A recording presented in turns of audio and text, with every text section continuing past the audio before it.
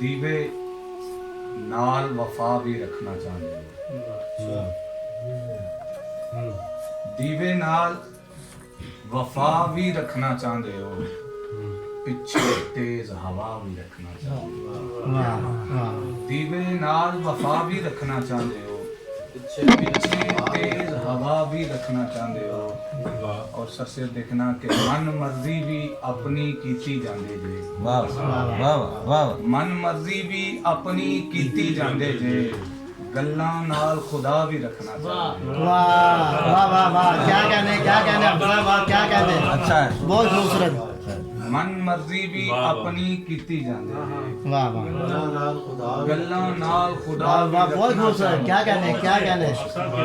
मोहब्बत और साडियां नस्लां गिरवी रख के रजे नहीं, साडियां नस्लां गिरवी रख के रजे नहीं, कब्जे विच दुआ भी रखना चाहते हो।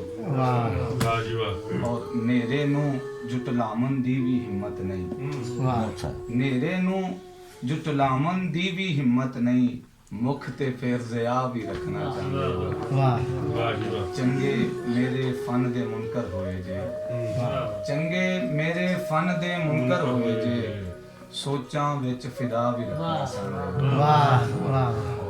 पहली बार आज शरफ हासिल हो रहा है, और दूसरा पहली बारी काबी साहब नाल हाजरी, और पहली बारी उर्दू में पढ़न की जसारत करना ही कि तन्हाई ने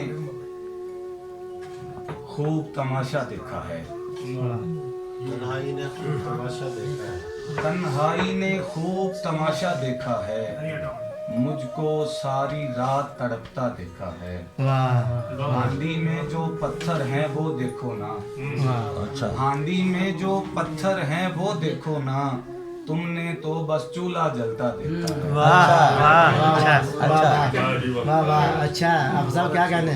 वाह वाह अच्छा। हांडी में जो पत्थर हैं वो देखो ना, तुमने तो बस चूल्हा जलता देखा है, लगता है कोई मूसा आने वाला है, वाह लगता है कोई मूसा आने वाला है, ख्वाब में संदूक और दरिया देखा।